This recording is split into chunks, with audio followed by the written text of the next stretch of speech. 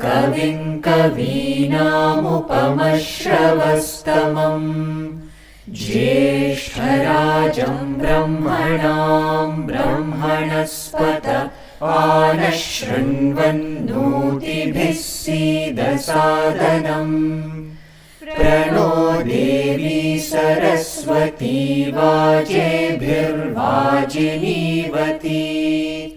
धीनामभित्र्यवतु गणेशाय नमः सरस्वत्यै नमः श्रीगुरुभ्यो नमः हरिः ॐ।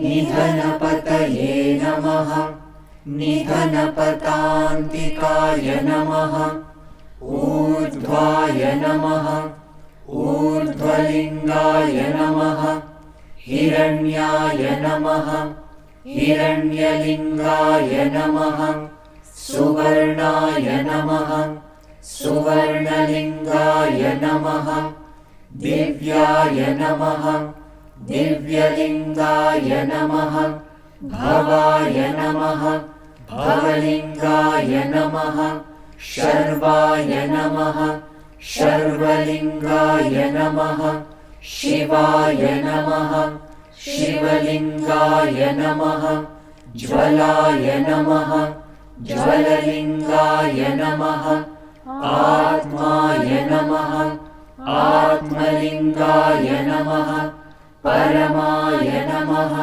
परमलिङ्गाय नमः एतत् सोमस्य सूर्यस्य सर्वलिङ्गग्रस्थापयति पाणिमन्त्रं पवित्रम् सद्यो जातं प्रपद्यामि सद्यो जाताय वै नमो नमः भवे भवेनातिभवे भवस्व माम् भवोद्भवाय नमः वामदेवाय नमो ज्येष्ठाय नमः श्रेष्ठाय नमो रुद्राय नमः कालाय नमः कलविकरणाय नमो बलविकरणाय नमो बलाय नमो बलप्रमथनाय नमः सर्वभूतदमनाय नमो मनोन्मनाय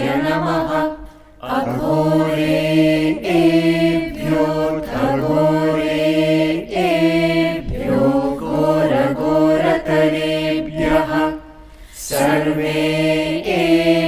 सर्वशर्वेभ्यो नमस्ते अस्तु रुद्ररूपेभ्यः तत्पुरुषाय विद्महे महादेवाय धीमहि तन्नो रुद्रः प्रचोदयात्। ईशानः सर्वविद्यानामीश्वरः सर्वभूतानां ब्रह्माधिपतिर्ब्रह्मणोऽधिपतिर्ब्रह्मा शिवो मे अस्तु सदा शिवो। नमो हिरण्यबाहवे हिरण्यवर्णाय हिरण्यरूपाय हिरण्यपतये अम्बिकापतय उमापतये पशुपतये नमो नमः। ऋतगुं सत्यं परं ब्रह्म पुरुषं कृष्णपिङ्गलम् ऊर्ध्वरेतं विरूपाक्षं विश्वरूपाय वै नमो नमः। सर्वो वै रुद्रस्तस्मै रुद्राय नमो अस्तु। पुरुषो वै रुद्रः सन्महो नमो नमः। विश्वं भूतं भुवनं चित्रं बहुधा जातं जायमानं जयत्। सर्वो ह्येष रुद्रस्तस्मै रुद्राय नमो अस्तु। कद्रुद्राय प्रचेतसे मीढुष्टमायतव्यसे। वोचेमशन्तमगुं हृदे सर्वो ह्येष रुद्रस्तस्मै रुद्राय नमो अस्तु। ॐ शान्ति शान्ति शान्तिः। योपां पुष्पं वेद पुष्पवान् प्रजावान् पशुमान् भवति। चन्द्रमा वा अपां पुष्पं पुष्पवान् प्रजावान् पशुमान् भवति। य एवं वेद योपामायतनं वेद आयतनवान् भवति। अग्निर्वा अपामायतनम् आयतनवान् भवति। योऽग्निरायतनं वेद आयतनवान् भवति। आपो वा अग्निरायतनम् आयतनवान् भवति। य एवं वेद योपामायतनं वेद आयतनवान् भवति। वायुर्वा अपामायतनम् आयतनवान् भवति।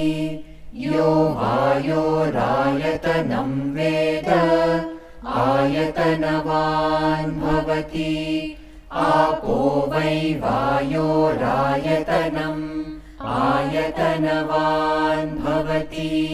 य एवं वेद योपामायतनं वेद आयतनवान् भवति।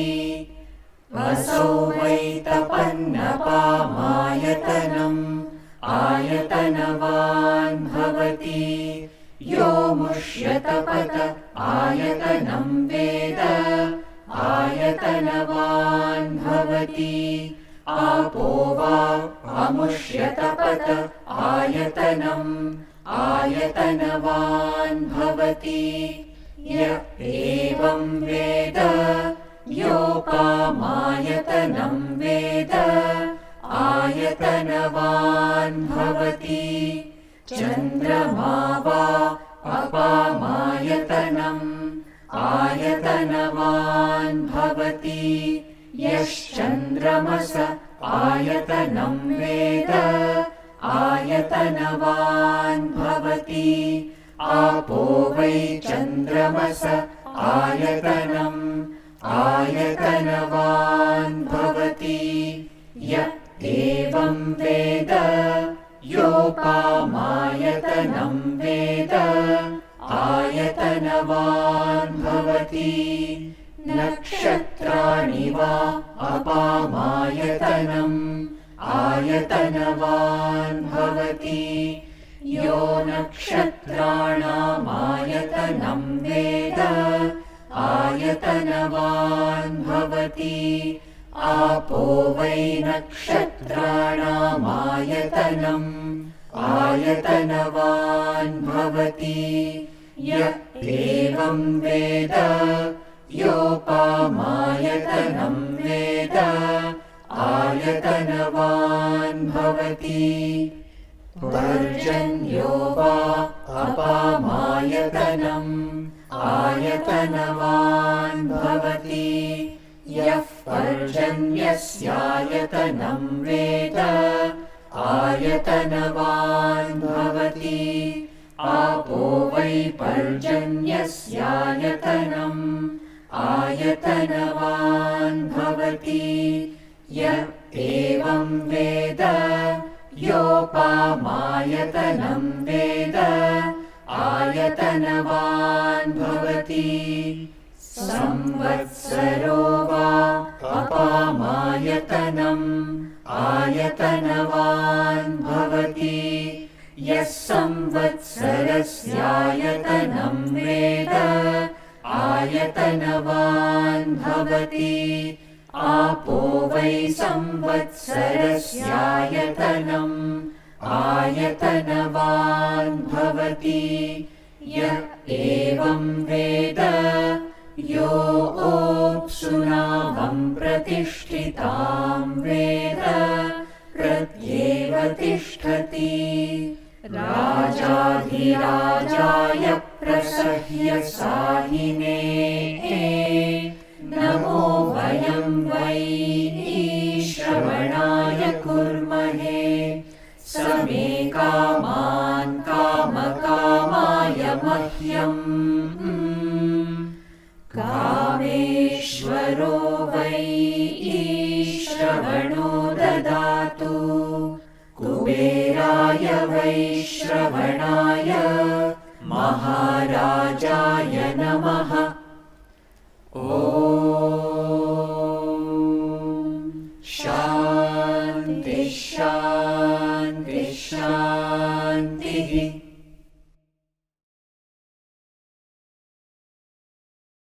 ॐ नमो भगवते रुद्राय। ॐ नमस्ते रुद्रमन्यव उतोत इषवे नमः। नमस्ते अस्तु धन्वने बाहुभ्यामुदते नमः। यात इषुः शिवतमा शिवं बभूव ते धनुः। शिवा शरव्यायातवतया नो रुद्रमृडया। या ते रुद्रशिवा तनूरघोरा पापकाशिनी। तया नस्तनुवाशन्तमया गिरिशन्ताभिचाकशीः। यामि शृङ्गिरिशन्तहस्ते बिभर्ष्यस्तवे। शिवां गिरित्रतां कुरु माहि गुंसीः पुरुषं जगत। शिवेन वचसा त्वा गिरिशाच्छावदामसि। यथा नः सर्वमिज्जगदयक्ष्मगुं सुमना असत। अद्य वोचदधिवक्ता प्रथमो दैव्योऽभिषक। अहीगुश्च सर्वा आञ्जम्भयन् सर्वा आश्च यातु धान्यः। असौ यस्ताम्रो अरुण उत बभ्रुः सुमङ्गलः। ये चेमागुं रुद्रा अभितो दिक्षु श्रिताः सहस्रशो वैशागुं हेर ईमहे। असौ यो वसर्पति नीलग्रीवो विलोहितः। उतैनं गोपा अदृशन्नदृशन्नुदहार्यः। उतैनं विश्वा भूतानि सदृष्टो मृडयातिनः। नमो अस्तु नीलग्रीवाय सहस्राक्षाय मीढुषे। अथो ये अस्य सत्त्वानो हन्तेभ्यो करन्नमः। प्रमुञ्च धन्वनस्त्वमुभयोराग्नियोज्याम्। याश्च देहस्त इषवः पराता भगवो वपा। अवतत्यधनुस्त्वगुं सहस्राक्षशतेषु धे। निशीर्य शल्यानां मुखा शिवो नः सुमना भव। विज्यन् धनुः कपर्दिनो विशल्यो बाणवागुम् उत। अनेशन्नस्येषव आभुरस्य निषङ्गतिः। या ते हेतिर्मीढुष्टमहस्ये बभूव ते धनुः। तयास्मान् विश्वतस्त्वमयक्ष्मया परिभुज। नमस्ते अस्त्वायुधायानातराय धृष्णवे। उभा ते नमो बाहुभ्यां तव धन्वने परिते धन्वनो हेतिरस्मान् वृणक्तु विश्वतः अथो य इषुधिस्तवारे अस्मन्निधेहितम् नमस्ते अस्तु भगवन् विश्वेश्वराय महादेवाय त्र्यम्बकाय त्रिपुरान्तकाय त्रिकाग्निकालाय कालाग्निरुद्राय नीलकण्ठाय मृत्युञ्जयाय सर्वेश्वराय सदाशिवाय श्रीमन्महादेवाय नमः। ॐ शान्ति शान्ति शान्तिः। Loving Sairams and a warm and heartfelt welcome to all Sai young adults and viewers from around the world who could join our Veda webinar today. Today's topic of discussion is on the Mantrapushpam, where all elements become one. My name is Shruti Lakaniki, and it's an absolute honor and privilege to introduce you all to our wonderful guest speaker for today, Dr. Vinit Pullavarayar. Dr. Vinit of Malaysia is an enthusiast of Sri Sathya Sai Baba's visionary concept of Veda Poshana, or fostering of the Vedas. He was first introduced to the mantras through Sri Sathya Sai Baba in 2014. He gradually gained expertise in Vedas with the grace of various teachers. Experienced in teaching the Krishna Yajur Vedic syllabus of Parthi, Dr. Vinit also explores and has started teaching the realms of the Shukla Yajur, Rig, and Atharva Vedas, recognizing the inherent wisdom in each sacred verse. In his ceaseless pursuit to propagate Vedic knowledge, and with the blessings of Swami and his exalted teachers, Dr. Vinit has pioneered the revolutionary method of WhatsApp Veda training. This innovative approach has transformed the virtual landscape, establishing an effective Gurukula system that transcends geographical boundaries, connecting seekers from across the globe. Through this visionary initiative, Dr. Vinit has nurtured a global community of Vedic learners and enabling them to immerse themselves in the wisdom of the Vedas.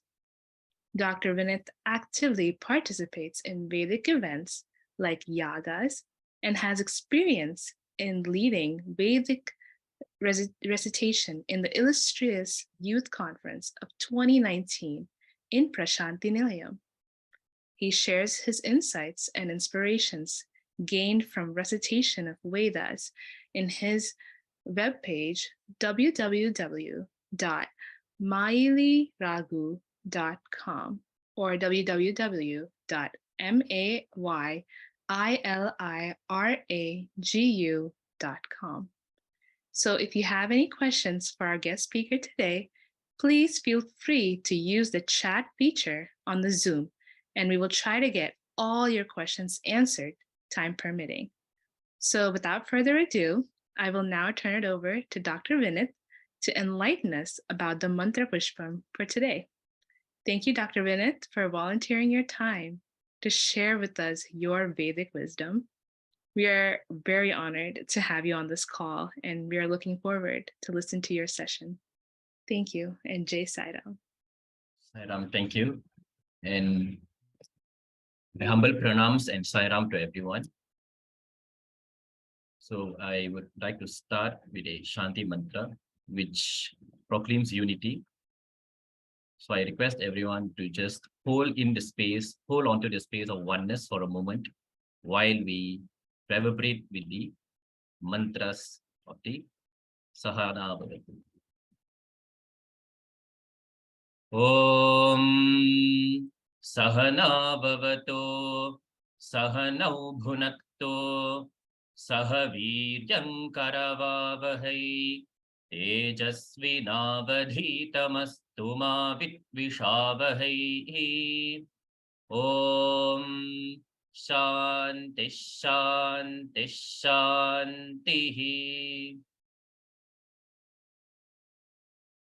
So let us move well into Mantrapushpam, and it is very much relatable to everyone because Mantrapushpam is indeed a very popular mantra which sounds like Yo Pam Pushpam Veda, Ya Evam Veda. So if these verses reverberate with you, then you know that you would have probably heard this mantra being recited in probably temples, pujas, anywhere near your place. So Mantrapushpam is a portion. We use the word Mantrapushpam to refer to a portion from the Vedas, which somewhat speaks about elements, nature, and the correlation between them, and a single string of consciousness that links everything together. So before getting into the details and insights of it, let us look into a brief history, genesis into the Vedas, because Mantrapushpam is verily part of the Vedas. And unless we have a brief touch, a brief explanation on the Vedas, we may not be able to appreciate the depth of Mantrapushpam itself. So to make a long story short, so the entire universe, entire creation is a reverberation. It is vibration. And vibration means it's a manifest sound energy. And when we say sound energy, we refer to a geometry. So to put an analogy, when we take a stone and throw it upon a water body, we find ripples. Ripples in a shape, in a particular shape, in a particular geometry. For example, it may be circular or cymatic. So the point of contact between the stone and a water body initiates vibration, which is literally sound energy. And that takes up a form. And we know that crude geometry is the underlying structure for the entire universe that we experience, be it the planets which orbit the sun or the moons that orbit the planet. So when the entire creation is in an amalgamation of various vibrations, various frequencies of vibrations, we understand that this gives geometry to the entire cosmos. So the underlying geometry, the underlying skeleton, so as to say, the underlying framework to the entire universe is sound energy. So our ancient sages who were engaged in deep penance were able to download various forms of knowledge or truths from the cosmos. And when they received these truths, they received them in a series of sounds, series of mantras.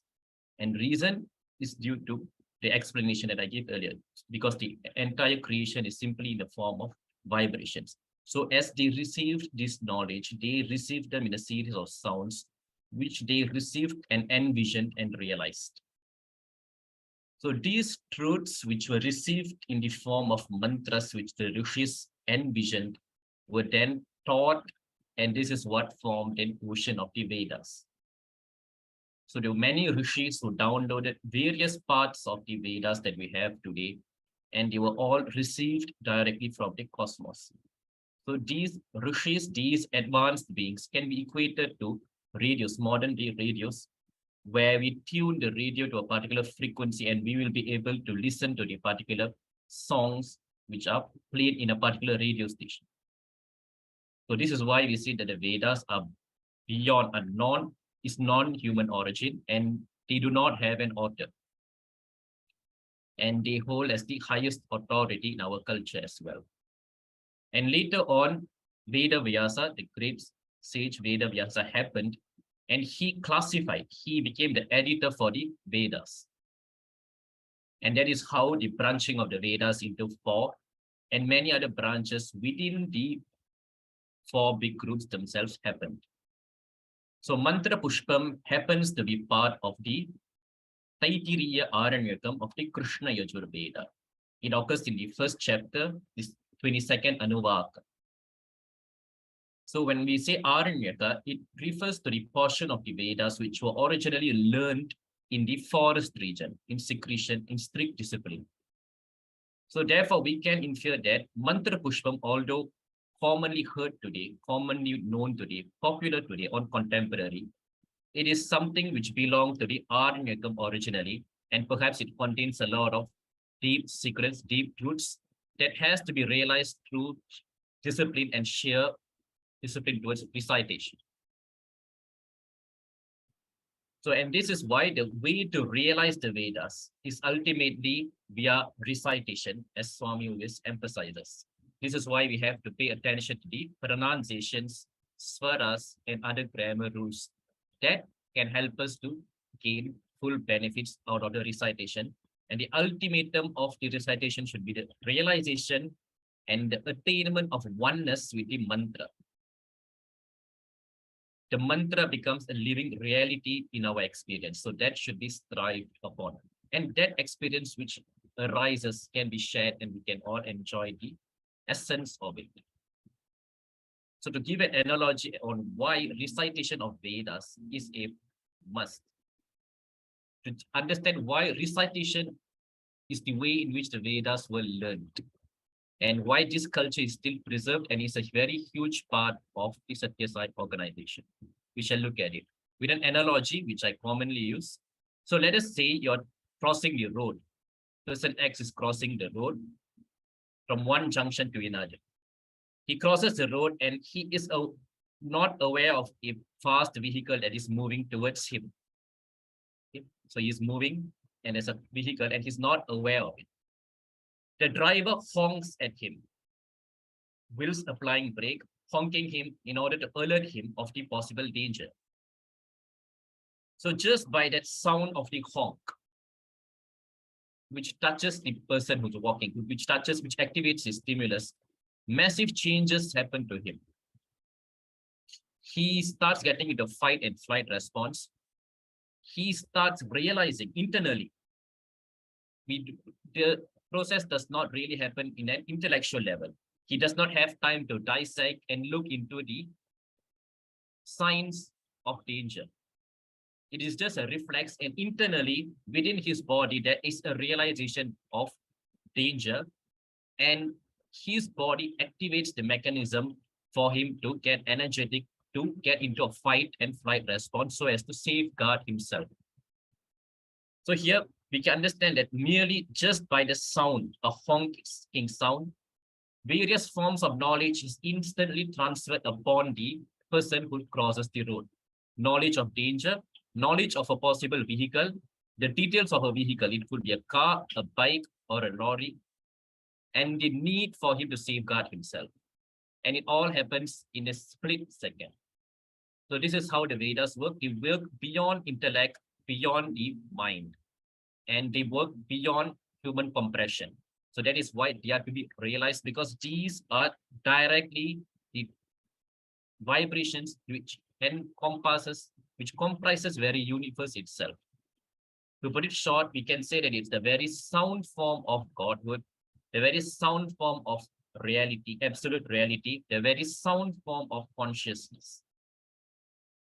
So now let us get into Mantrapushpam. So having that said, we can infer that a particular Veda mantra has various meanings in accordance to the degree in which we dwell into it. So probably if one is reciting it for a year, he understands a particular depth of Mantrapushpam. With 10 years, the depth increases. Then it keeps increasing to a point where various expressions of Mantrapushpam can be felt. And this applies to any part of the Vedas as well. So let us look and let us share on some of the important, interesting insights on Mantrapushpam. So let us just look at the first stanza. Om Yopam Pushpam Veda Pushpavan Prajavahan Pashuman Bhavati Chandramava Apam Pushpam Pushpavan Prajavahan Pashuman Bhavati Ya Evam Veda Yopamayatanam Veda Ayatanavan Bhavati.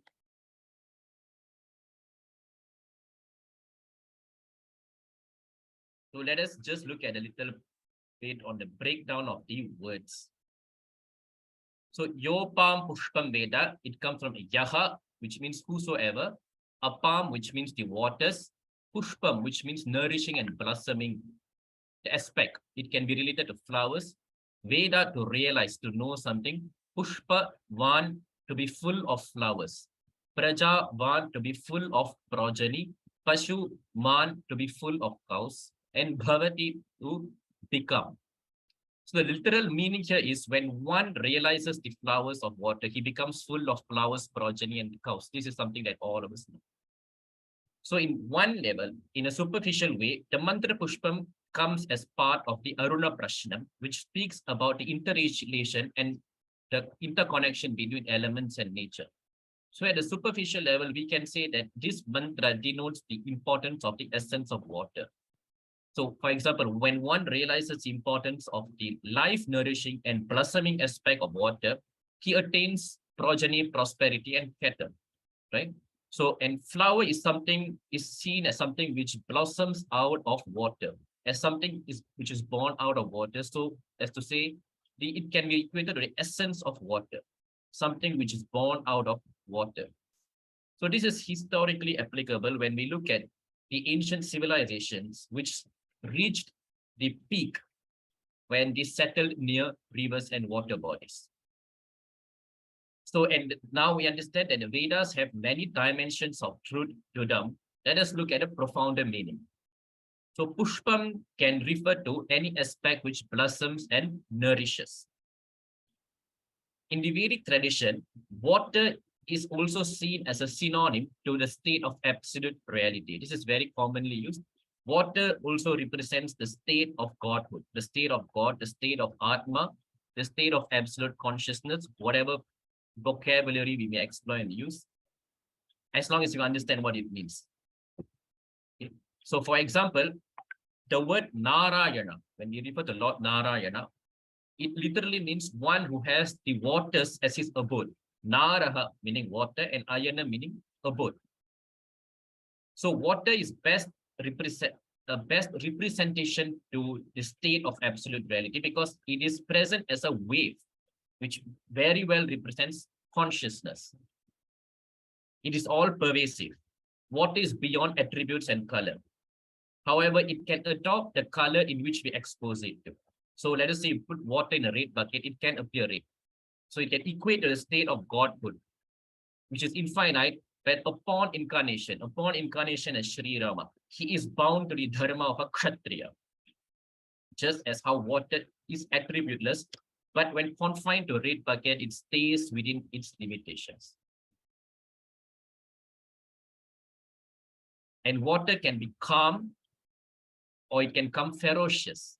So it's just like absolute reality who can be manifest as Sadashiva or ferocious as Rudra. So both poles are present. So one who realizes the nourishing, blossoming essence of Atma. In a superficial level, we looked at the blossoming, nourishing aspect of water. So when we equate water to Atma consciousness, the nourishing, blossoming aspect of Atma, he attains full prosperity, cattle's progeny. So cattle refers to wealth. Progeny refers to the continuity of a genetic makeup. So progeny does not only refer to having children, it also refers to the continuity. When we teach, when we initiate someone, as in a tradition, we initiate someone into knowledge and make sure that that sampradaya is preserved. That is also progeny. Now let us look at some other verses which has a particular something which is interesting to look at. Agnirva apamayatanam ayatanavan bhavati yognirayatanam veda ayatanavan bhavati apova agnirayatanam ayatanavan bhavati ya evam veda yopamayatanam veda ayatanavan bhavati.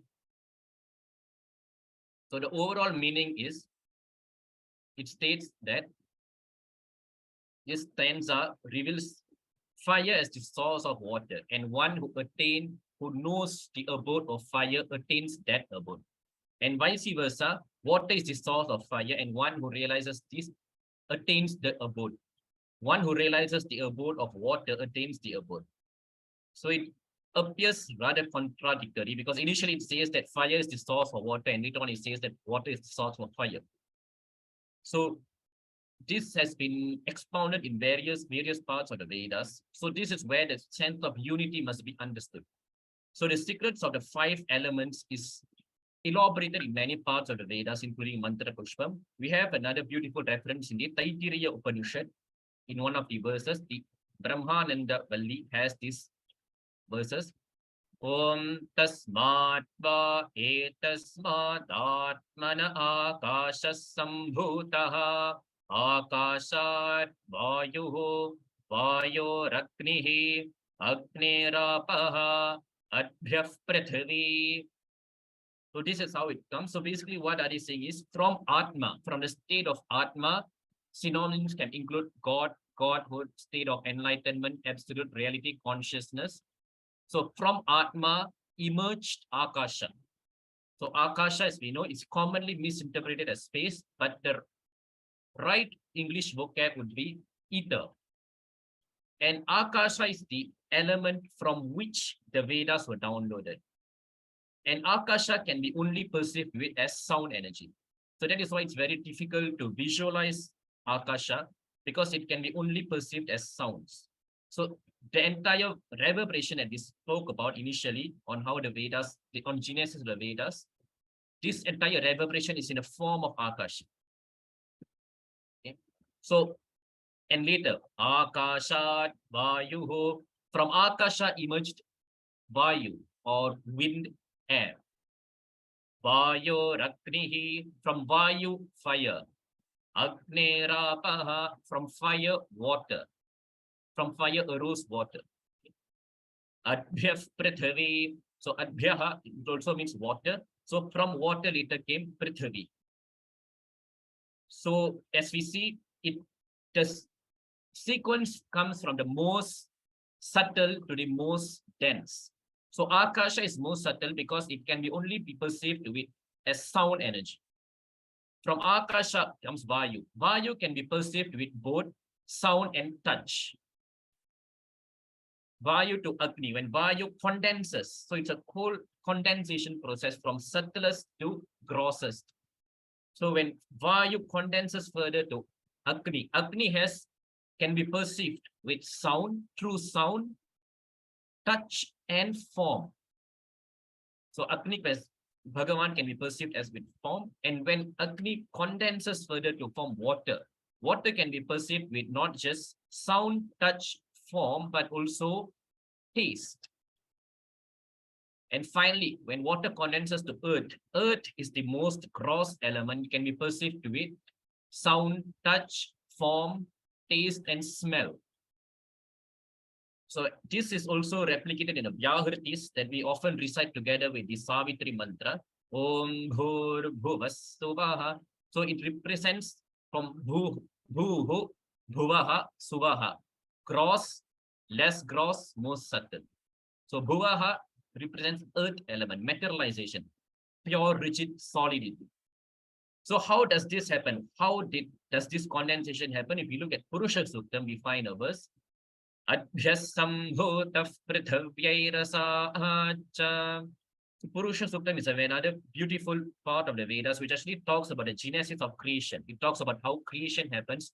So it describes as to how the initiation of creation condensed. It was a gradual condensation in which the infinite attributeless aspect of Godhood started manifesting and taking up forms and condensation. So it's like pure abstract, pure energy taking up matter. And beyond Akasha, there are other subtler tattvas, but we do not include them here. It is often used in Tantra. So we just start on Akasha in accordance to our senses. in accordance to how we can perceive them. So this is how it comes. So that is why in Mantrapushpam, when we say Agni is the source for water and water is the source of Agni, doesn't surprise us because we have the base understanding that they all come from the same origin. It's just different forms of the same consciousness at different degrees of abstractness or solidness. So we even see this transition happening in nature. For example, when we say that fire is the source of water, we can look at in the example about digestive juices. When the fire of digestion, one of the forms of Lord Agni, just Vaishvanaraha, who comes in the form of the digestive juice. So that digestive Agni is responsible for water, which is in the form of secreted gastric juices or secreted gastrointestinal juices, which help with digestion. In another example, seeing water as the source for fire, when we see lightning emerging from rain clouds. So here, water becomes a source for fire in the form of lightning. So that's in the aspect of nature as well. When we apply it, when we give the denotion of, when we look at water as Atma, how can this be a reality? So fire can be really, water can be a source for Atma. So water meaning absolute reality. When we look at water as absolute reality in a more profounder way.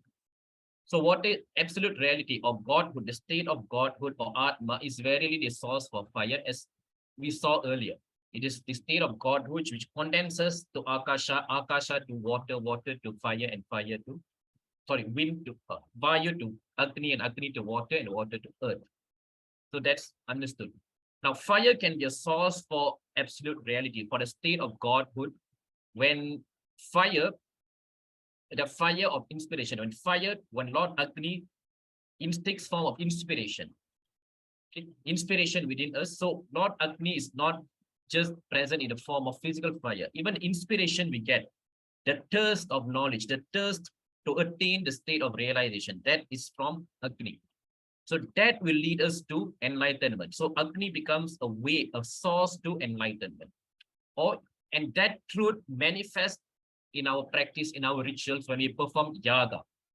In the Durga Suktam, we have many verses which speak about Lord Agni as the source who connects us with the divine. So here Agni Bhagavan becomes a source for water, which is absolute reality. And this is why we perform aradhanas, perform yagas, for offerings in the yagas, which will link us to the divine reality.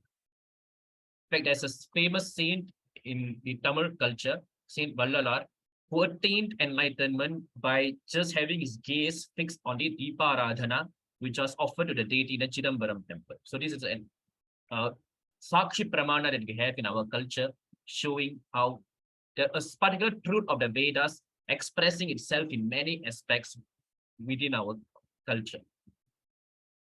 Another example that we can look at, the third stanza, Vayurva apamayatanam ayatanavan bhavati yo vayorayatanam veda ayatanavan bhavati apo vai vayorayatanam ayatanavan bhavati ya evam veda yopamayatanaam veda ayatanavan bhavati. So this is the same thing. It talks about, so just as how we saw Agni, the same thing. Vayu, wind, let's just use wind as a term. Wind being a source for water. And one who realizes this attains the abode. So what I'm trying to tell is one who realizes this truth attains that abode, the abode of Godhood. So when one has this knowledge, he is enlightened. Likewise, water becomes a source for Vayu, and one who attains the abode. So again, the same truth with Agni, we are just replacing with Vayu. So the truth has been explained. So how does Vayu becomes a source for water? So that this is at a literal level, when we look at water as just water, Later, we'll go on to a profounder view. So it is simple when we look at dewdrops. So here, wind becomes a source for water due to literal physical condensation. When water vapor condenses, so that Vayu becomes a source for water. And vice versa, through evaporation, when water evaporates, so it becomes a source for Vayu. So this is what we see experience in reality. So this unity becomes between the elements. The truth that these elements are just the various expressions of the same absolute reality is manifest in nature. Now, when we look at a profounder truth, profoundness here means when we look at water as consciousness or absolute reality. So how does that work? So when you say that Vayu is the source for the absolute reality or enlightenment, Vayu in the form of prana, life force, can be utilized for self-realization. Because every action we do, every sadhana we do, even be it service, prayer, self-contemplation, it involves the utilization of life force, which is Vayu. That is why the life forces are also referred to as the Panchavayu. And in fact, in Vedic Samskrita, Rudra, one definition for Rudra is also life force. So when we say Rudra, when we recite Rudram, we are also referring to the life forces. So one particular definition for Lord Rudra is one who makes people cry. So the underlying meaning today is when life force, when prana exits the body drops as corpse. And a corpse is always surrounded by people who weep and mourn. So this is why Rudra as life force is defined as he who causes one to weep. So the literal meaning is he who causes one to weep because he is the manifest life force. So a lot of misinterpretation happens because people do not know that depth which is conveyed by the shlokas which give the definition to Rudra. So when we concentrate our prana and utilize it in an intelligent way, it can pave way towards enlightenment. Here, Vayu becomes a gateway to the state of absolute reality, where we are settled in the abode of absolute reality or abode of Godhood. In Mantrapushpam, this state of Godhood, this state of Atma is not personified as any deity. So it can be taken in any way, and that is the liberty we have in this culture. So if you like Shiva, you can see it as Shiva. If you like Indra, you can see it as Indra. If you like Narayana, you can see it as Narayana. And vice versa. So water, absolute reality becoming a source for Vayu, we saw in the spectrum. So absolute reality, Godhood, Akasha to Vayu. So that is understood as to how this abode, this source is the very, the absolute reality becomes a source for Vayu or the life force.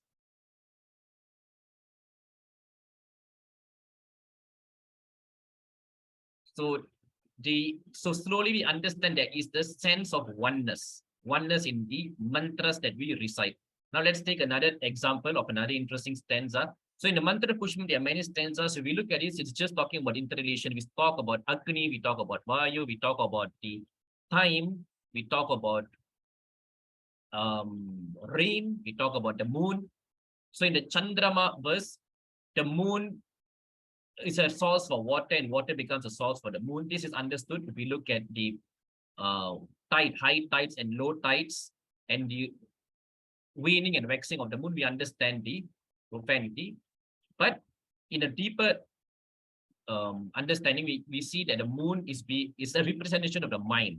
In Purusha Sukta, we say that Chandrama manaso jataha, though the mind is born out of, the moon is born out of the mind of the Purusha, the mind of the cosmic being. So the mind is a representation of the moon.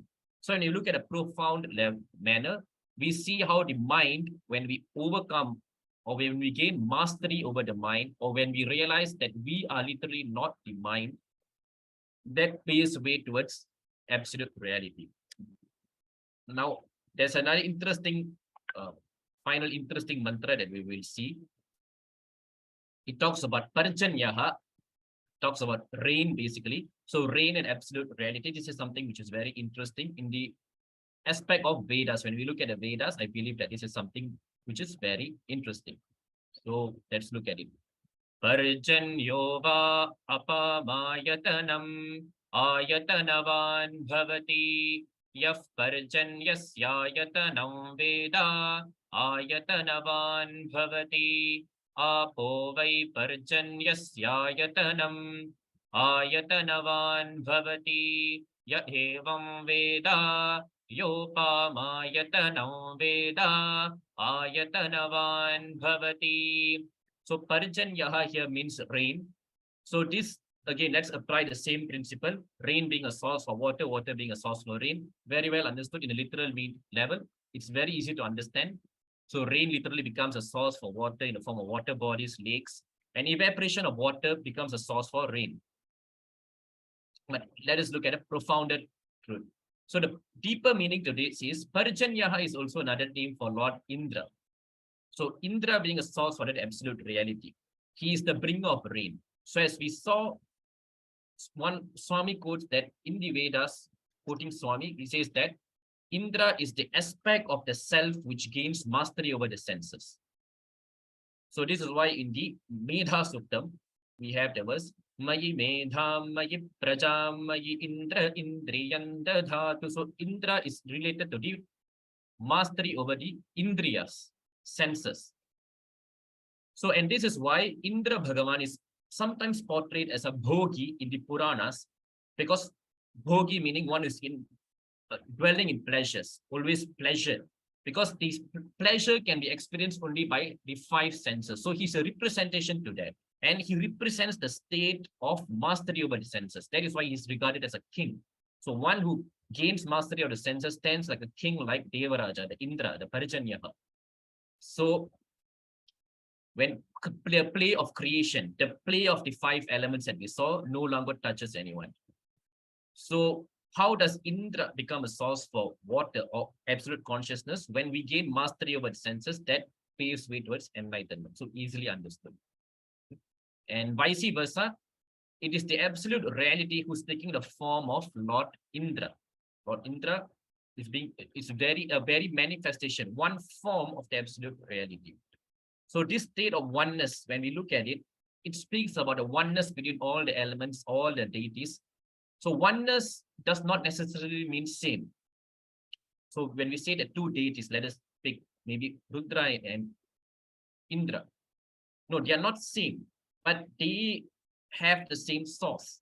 It is like an example, an analogy would be, we have plasticine, we mold the plasticine into a snake, and we mold the plasticine into a cat. A cat and a snake are different, right? They have a lot of differences. They have their own attributes. They have their own functions. They have their own role in dharma. So we can't really say that they equate to one another, but they are both made up of plasticine. So that is the oneness that all of us should realize and should reverberate with. And when that oneness comes, that is when love is a natural expression, and that is how we can use the Vedas to reach or imbibe ourselves with the necessary elements for us to function as a loving being, to love and serve all, which is the ultimatum of the Mahavakyas of the Vedas. So when we talk about Indra, there's an interesting, I would end with a very interesting popular mantra of the Rig Veda. So we'll go through it. Om Indram Mitram Varuna Makdima Huratho Divya Susparno Garutmane Ekam Sat Vipra Bahudha Vadan Yakni Yamamma Tarishva Namahu. So commonly quoted by Swami. So the meaning is the absolute reality is common, but the sages express it variously with various names like Indra, Mitra, Agni, Yama, Matarishman. So again, so we understand that the entire Mantrapushpam, any part of the Vedas, if we look at it, they speak about similar truths. So the underlying aspect, principle is all about oneness. We may be different, we may look as different, as contradictory as fire and wind, fire and water appear like enemies. Even if you're enemies, even if you're friends, we have to understand that there is a common string of consciousness which strings all of us, regardless of our differences. And in reality, that is our true nature. And it is our responsibility to get centralized in that identification, to go beyond this identification with the body and mind, and you realize that we are this functional string of consciousness, which is beyond time, beyond attributes, pure water. And then when we get established in this abode of water, which is attributeless, non-definable, etc., etc., then our life blossoms like Mantrapushpam, where we have a blossoming flower, and we are blessed with cattle, progeny, wealth, knowledge, everything that we seek for. So I would like to end my sharing here. Thank you. Sai Ram. Sam, Brother Vinay, thank you very much for your beautiful explanation of the Mantrapushpam, going into the depths and telling us about why and how we should perceive the words. We have a few questions for you today from our viewers. And the first one is about what is the best time to chant the Mantrapushpam? Okay. Right. So Sai Ram, brother, your voice is not so audible, but if I think I heard you ask, so the question is, when is the best time to chant the Mantrapushpam? Yes, that is correct. I'm sorry yes. about that. Can you hear me now? Yes, yes. Yes. What is the best time to chant the Mantrapushpam? Okay, right. So I would always, of course, the ultimatum, I would always quote any reference that Swami gives. So see, the Vedas are, we know that the Vedas are beyond human limitations. So in a way, the Vedas can be, so Vedas meaning Mantrapushpam can be recited at any point of the time. So, but if you want to adhere to a particular discipline, as Swami says, it is always recommended to be recited between the Satvika periods, which is 4 a.m. to 4 a.m. to 8 a.m. and 4 p.m. to 8 p.m. So because this and it has nothing to do with the Mantrapushpam, but it's because we are established in a Satvika period. So it is best to recite Mantrapushpam in these times. But otherwise, I'm sure that as we say that Vedas are beyond time and attribute. So it can be recited at any point of time if you really want. Thank you, brother. Yes, brother. A related question has come, and that is, why is the Mantrapushpam recited at the end of the prayers or end of pujas? Okay, so yes, so commonly we see that Mantrapushpam is always recited during offering of flowers, during puja, because that is a part of Tantra. Tantra meaning ritual. A ritual is a Tantra. Even lighting up a lamp and making a sankalpa, making prayer is Tantra. So the Vedas applied into puja or yaga is Tantra. So usually we pick mantras of the Vedas which have particular words which tell us what we are doing. So because the whole Mantrapushpam has the word Pushpam in it, so it is recited when we are offering Pushpa. So that's how it works. So it's in many instances, the actual mantra may not have anything to do with the particular deity even. But because it has that word, it is used in a puja because it creates a sense of, it helps us relate with the mantra and the act. So it has no purpose because again, the Vedas are reverberation. So it doesn't, there are no mantras which have a particular purpose. They can be used, but it doesn't mean that Mantrapushpam is a mantra of flower offering. No, that doesn't work that way. We use the Mantrapushpam when we want to apply offer flowers. So on contemporary, that's a popular practice because probably there are no other popular mantras which have the word Pushpam. So therefore, we stick to Mantrapushpam, particularly when we're offering flowers. And when that practice came, so it took other modifications. Because Pushpanjali is always recited at the offering of flowers is done at the end of a particular kriya or prayer. So that is why you find Mantrapushpam commonly being recited at the end of a particular prayer. Absolutely. Okay, that's helpful. Thank you.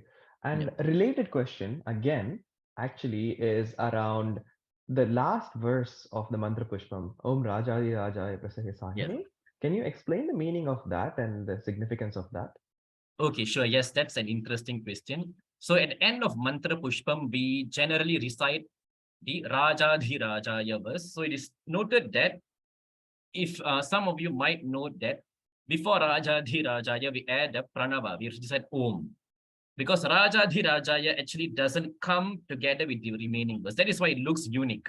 In the actual Vedic text, we look at the mantras of Aranyakam, its chronology. The actual Mantrapushpam, these are words that we give. Okay?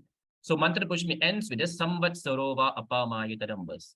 And then after that, there are other new mantras. And this Rajadhirajaya appears in some other portion of the Taittiriya Aranyakam.